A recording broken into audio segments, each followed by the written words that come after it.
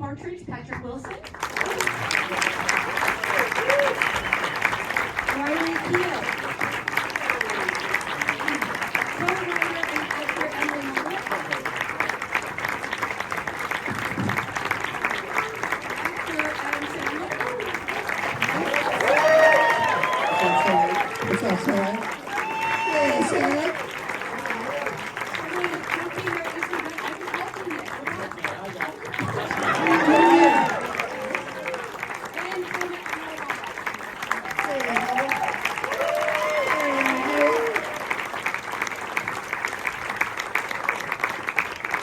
Thank you so much for being here. Congratulations on a fantastic movie. This is actually an audience of your fellow SAG-AFTRA actors. You're all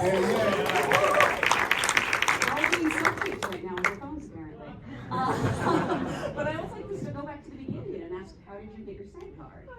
And I know this could be different for Adam's still waiting for his. Got my after. Do you remember the job that brought it to you? What was it? What job? I don't remember. I remember being excited. I remember telling my father how excited I was, and then him saying how much I had to pay. He's like, "You're excited about paying?" but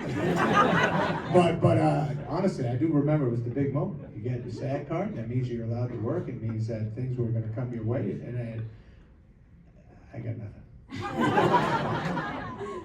I think I actually know George's because I just saw it recently. What's that? Is it Grizzly too? No, that was before I I thought I was going to get my SAG card, and I got home and they were like, "No, SAG's not even going to award that." I got mine on a motorcycle series I did a guest shot on with Rex Smith, and I played a twin. I played an evil twin. Take my breath away. Emily, for you? My first SAG job was Scream 3. But I was already acting. I mean, I'd done a lot of very, very bad sort of costume drama television things where I wore wigs that looked like they'd sort of dropped from outer space onto my head, and crinolines in England. And then I was here visiting my boyfriend, who's now my husband of 25 years or something. And SAG. and I got put up for a job by my English agent. Somehow said they're doing sort of auditions for Scream 3, and will you go and audition for a very ambitious actress from Bakersfield called Angelina.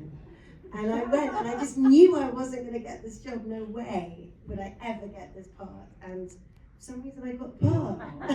It was amazing. And there was Wes Craven, and I just liked him so much. And I found myself just running around, you know, big old 1930s mansions in Hollywood and being chased by a man with a dagger.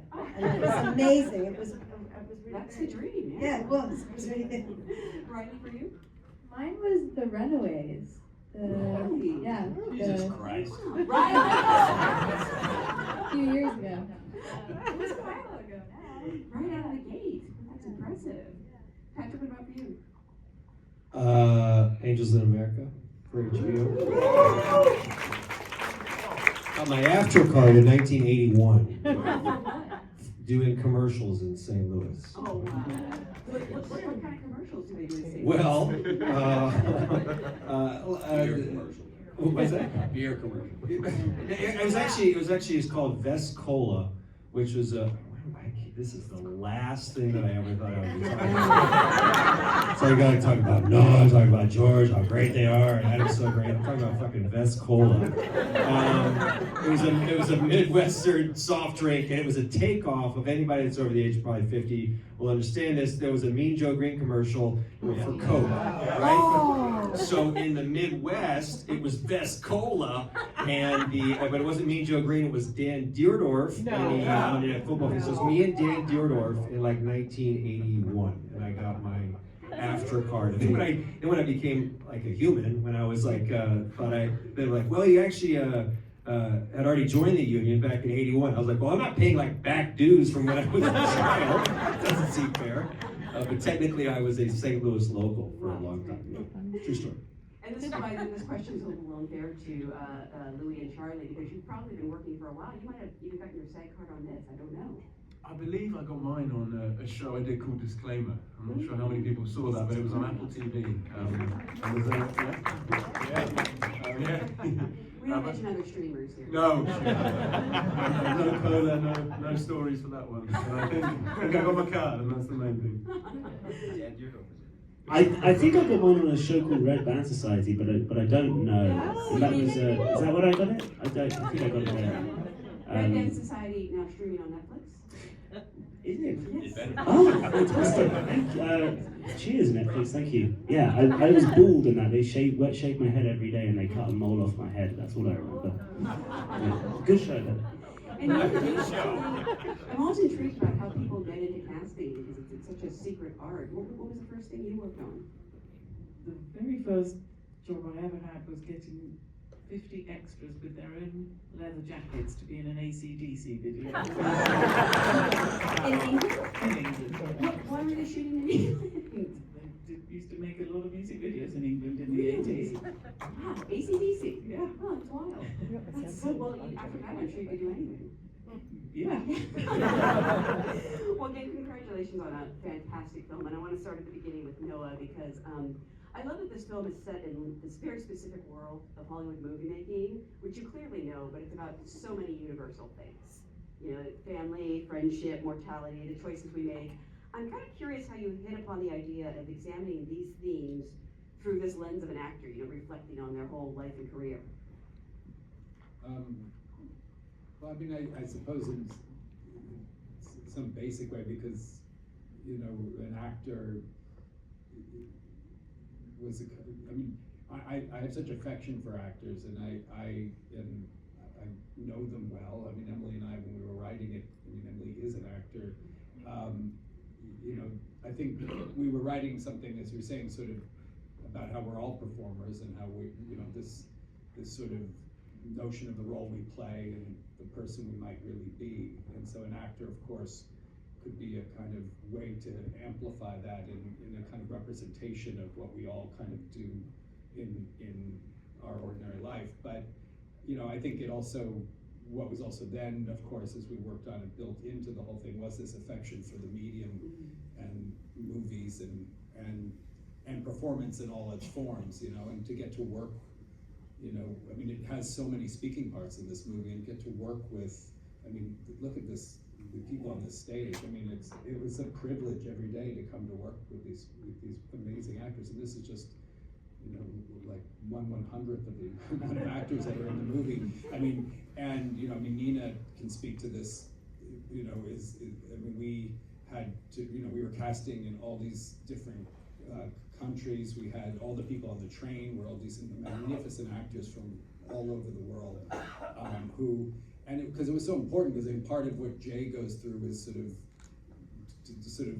this, for him, sort of startling discovery that the world doesn't revolve around him, you know, but in part, I think what was so important is that everybody he meets suggests a history and a world beyond him, and, you know, that's what having, you know, these remarkable people does. You know, they come in, you know, people even have one or two lines, suddenly have a thing, you know, like you can imagine what them going home and, you know, what that person's wife or husband might be, you know, that they live beyond this moment. And, you know, I mean, you see it like Ben Alcock is talked about throughout the whole movie. Yes. You know, and then it's like, well, this guy better be good because everyone else is good, so, you know, and then suddenly there's Patrick, you know. I mean, I would just say about quickly, and then I'll let the actors. But you know, like, you know, the challenge and the memories of having the younger Jay and Timothy. You know, I mean, that was really daunting and really, I mean, Nina and I, a real challenge for us to sort of find people who you would want to spend time with, apart from the other actors. You know, that you know, the George and Billy, and when both Louis and Charlie were so remarkable, and when we rehearsed, you know, I always rehearse on my movies, but we rehearsed quite a bit on this movie, and, you know, we would have Billy and George do their scene in the past in front of them. They did. Terrifying. I'd like Yeah. to apologize for that too. Reading off a phone, yeah. I was actually going to ask the two of you, what is it like to be cast as younger versions of a pair of icons? And did you study them at all when they weren't watching? Or when they were watching you, maybe? No, it's my ego has been through the roof the past year. I've been getting a lot of attention from my friends' mums. There it is. There it is. No, I was a two-time sexiest man alive. I want that out there. AARP says he's really still alive. It was truly incredible, but I was terrified every single moment, and particularly that moment But that. you also act in front of him. Yes. Yeah, I had to be George with George there, which was. No, you were great. I mean, I wish I had your skill at your age. It was really irritating. So wonderful. There was something in the audition which I found bizarre, which was that I had to do my audition scene in front of Nina, as an actor wanting a part, Yes. having to play a character that wanted a part, and knowing that if I wanted the part, then I wouldn't get the part, because that's usually how auditions go. Which was, I don't know how we did that. And Louis, for you, you're playing an actor whose audition is going poorly. Is that traumatizing? I had a lot of experience at drawing. Yeah, I can't say that I studied Billy too deeply, but you know when sometimes you read something and you think, I know what I can do with that, I know that feeling. I've been there before. I was lucky that, I have had a few shorty auditions, more than a few, and it was something that felt quite natural. I didn't want to touch it too much. But yeah, Billy's awesome. That's a true compliment. I watched Almost Famous and have had similar kind of confidence boost. It's a brilliant film, and he's gorgeous. I also saw him in a one-man play called Harry Clark. Oh my I God, love it's him. fantastic. It's fantastic. Yeah, 18 He's characters? unreal, something like that. Just telling a story like this with a chair, and he was brilliant. Did you know at that point you were going to be playing him? Yes, Oh, I did. okay. I did. Okay. Were you taking notes? Or? No, didn't want to open that. Well, I mean, I suppose the exercise that Noah made George and Billy do in front of us was completely necessary. Even though I've been watching and loving everything that George has done my entire life.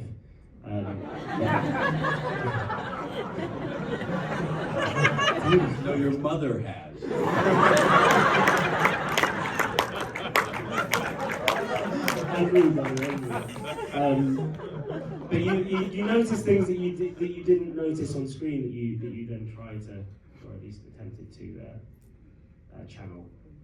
Had anyone ever said you look like a young George Clooney before? No. Well, now it's been said.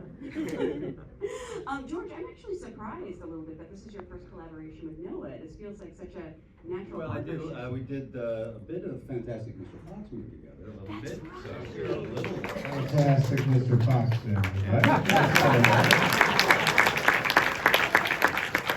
Wow, I mean, But not in person. I was a writer and he was I was a puppet. what was it like to, I don't know, was it a call or did he just reach out to you and say, I have something Once for you? again, he was the writer and I was a puppet. No, I got a call, I think, from David Heyman, the producer, who said, do you want to, Noah's interested in you being in the film, and I said, I'll do it. And they said, do you want to read it? You guys get this. And I was like, yeah, but I'm going to do it. Because there are a few directors in our business that we all work in that you just go, well, I'd drop anything to get a chance to work with him. Now, I will tell you, and you know this is true, I met him 20 years ago when he was doing rounds with Squid and the Whale, and I was doing rounds with Good Night, Good Luck.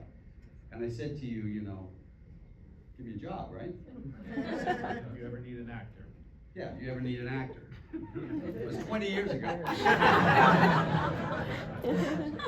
You know, you worked with so many amazing directors. You're a great director yourself. What do you hope for from a director when you show up to a set? Well, listen. You know, if you've got, there's only certain things that work, right? You can't make a good film out of a bad script. First and foremost, it's a beautiful script. If you get a good script, you're a big part of the way there. The next step is that the director, who is the captain of the ship, and you have to trust them, you know, and many of you guys have done this, when you're doing an ongoing running television series, one of the things you train yourself to do is not listen as much to directors. For the simple reason is if you're gonna do 22 episodes on ER, and you have 14 different directors, they're each gonna come in every episode and go, I think you should cry in this one. You like, cry in the last one, dude, I can't. You learn to protect your character. And so what you find is when you get to work in theater or in films and things that aren't sort of on a regular ongoing basis, is you absolutely need to put all of your faith in the director and have somebody that you trust. And there are a few off the bat, based on not just their work, but their reputation, that you just go, I'd do anything for them. And Noah has always been one of those. Adam, you worked with Noah previously on the Meyerowitz stories, and I believe he wrote this role for you, and it's such a beautiful, complex, loving character. What did it mean not only to have, you know, one of the best filmmakers say, I wrote this for you, but have it be this beautiful character? It's a very nice feeling. I'm very friendly with Noah. I love him. We did Meyerowitz together. We became so close, and he told me a couple years ago, writing a script with Emily, and that he has a nice part for me, and that's all. You just like what George was saying, you just go, okay, well, I got a movie coming up, whatever it's gonna be. You're excited that it's, and then I read it. I teared up while reading it. I knew George was gonna be Jay Kelly. I love that relationship. I knew George. We knew each other when we were young, and your mother was just starting to get into him. But honestly, we clicked then, but we just knew each other a little bit.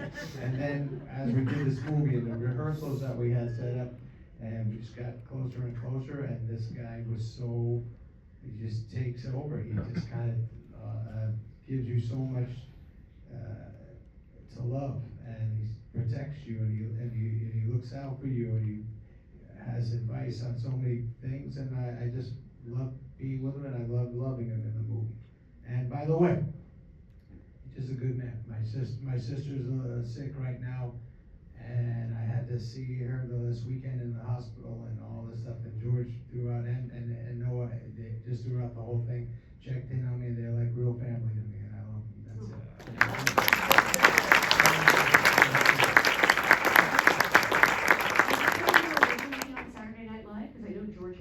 George hosted, I was there, we were all there watching. We played basketball. We played a lot of basketball. Yeah, that was fun. Yeah. Yes. Not on the show, like. No. Okay. I think it was Monday night, first night of the week, on Saturday Night Live, you get to meet the host, and I think George might have mentioned setting up a hoop game, and then me and Farley, and literally the whole cast, we went and played with George, and he was great, and we had a great time. Who won? We were on the same team, I think. Yeah. It's a good move to be on Clooney's team. And then we went to a Knicks game, honestly, and you guys, when I was your age, I was probably younger I was 23, and Clooney was becoming Clooney. And I went to the Knicks game with you and Lorne Michaels, and I thought I was starting to get known. And I was like, oh, let me wait. When you're young and you're starting to get in stuff, the excitement is people going, hey, holy shit, that's so-and-so. And I was starting to get that a little bit, but I was with George. And I walked into the next game going, wait till they get a load of this shit, and Lorne's gonna see I'm starting to blow up a little bit. And it was just like, not one person was like, holy shit, there's Clooney. Amazing. Emily, I know you've written for TV before, but I think this is your first, at least your first produced screenplay.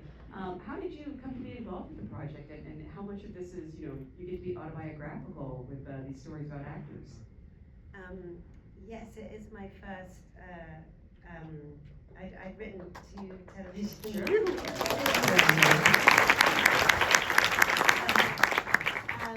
And and I got to be involved because my children were in White Noise that Noah wrote and directed, adapted and directed a few years ago, and we got to know each other then, as I was kind of just a chaperone to my kids on his movie, but we became friends, and it turned out that he had watched a thing that I'd written called Don and M, and had liked it, but I couldn't believe, because my whole life I'd watched and loved his movies so much, and it just turned out that we had a lot in common, and yeah, and he asked me to write it with him, and I was totally amazed and kept thinking he was just gone soft in their heads, but he persuaded me that it would be a good thing, and he meant it, and it was really one of the most really wonderful working experiences of my life. I loved every second of it. It was so fun writing with Noah. It was so easy isn't the right word, because it's a complicated story, and you know, and there's all these characters, and there's this guy that's running away from his present and being confronted by his past at the same time, and so there was a lot to sort of get in, and but it was just never not fun sitting down with him every day, talking about it and trying to work it out, and once I got over the initial terror of having to sort of read the first thing I wrote to him or send it to him, but then you realize quite quickly that you're both just kind of, the process is getting used to kind of feeling embarrassed in front of each other. And no, it was amazing. That's a big part of it, I know.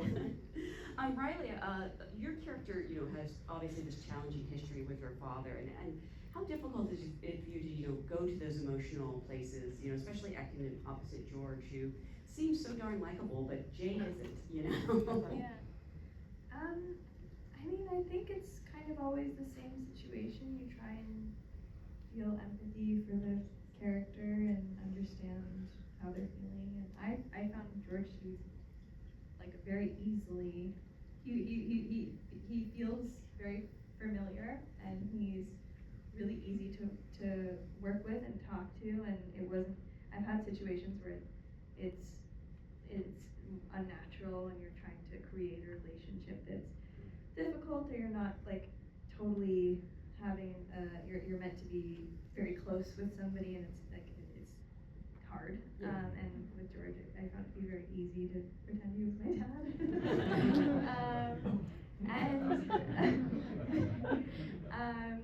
Or just, you know, yeah, that sort of relationship, and yeah, the rest was written in the script.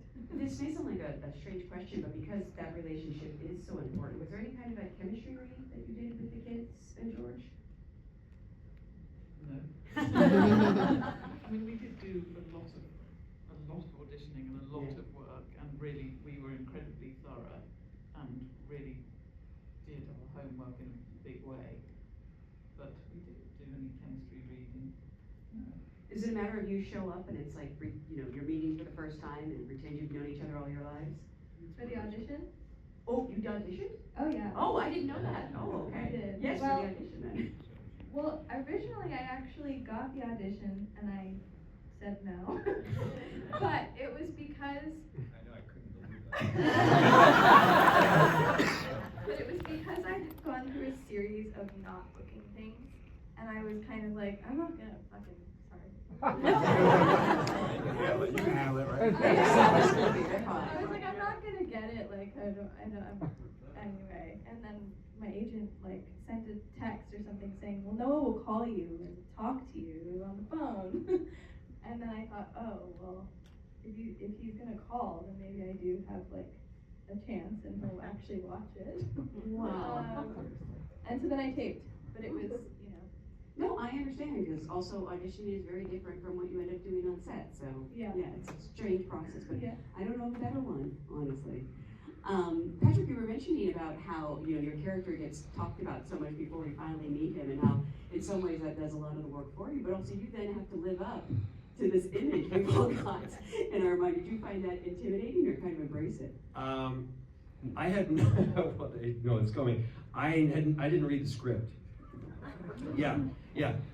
It's not because I'm a terrible actor. It was by choice. No, it's true. I didn't. We had talked about it, and by the time I got to, I think we shot in London first and did rehearsals, and then it was interesting because I was talking to Noah, and it was like, because I wanted to, obviously I wanted to read the script. It's like, yeah, I could give it to you, yeah, or not. And I just said, you know what?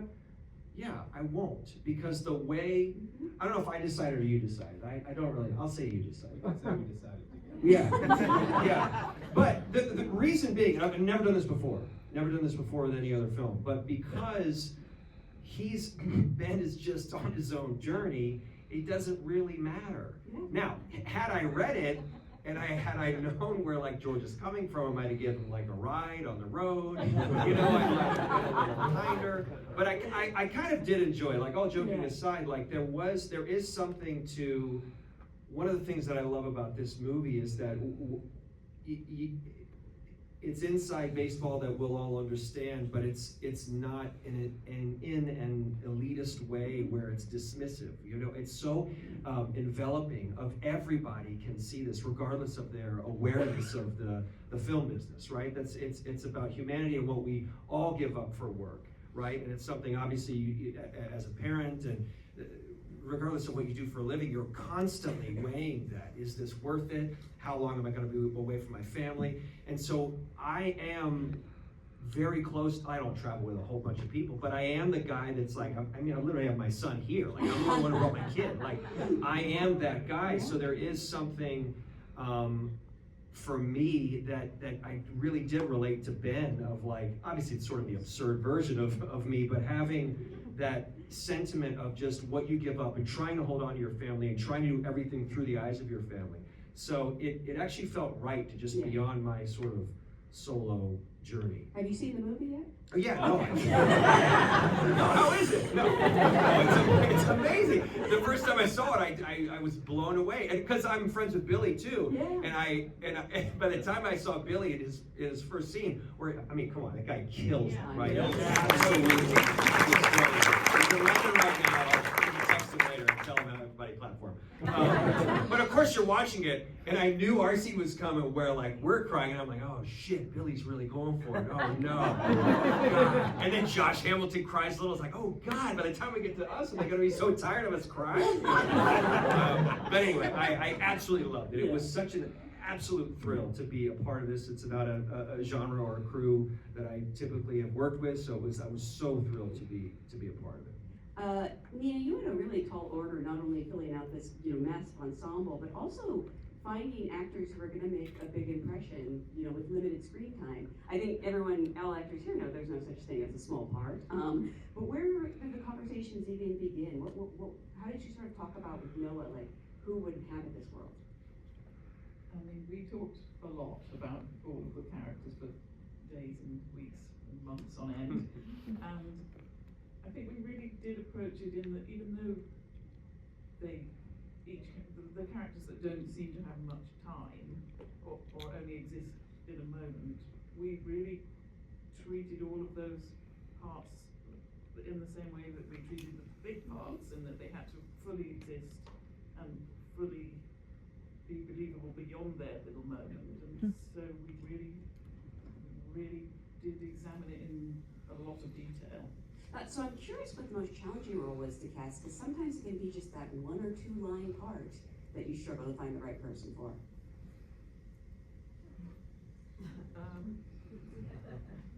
Is it anyone here?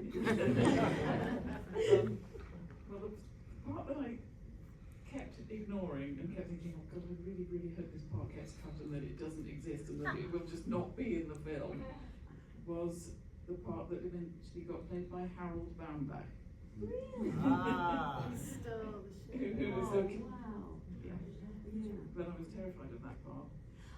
Because we do The have balance of the daughters was a big thing for us, I think, because it was sort of the sort of notion that one daughter, his relationship with one daughter is this sort of, very painful for a parent, but sort of more ordinary. The daughter is going, finding her own independence and moving on in her life, and then the more complex,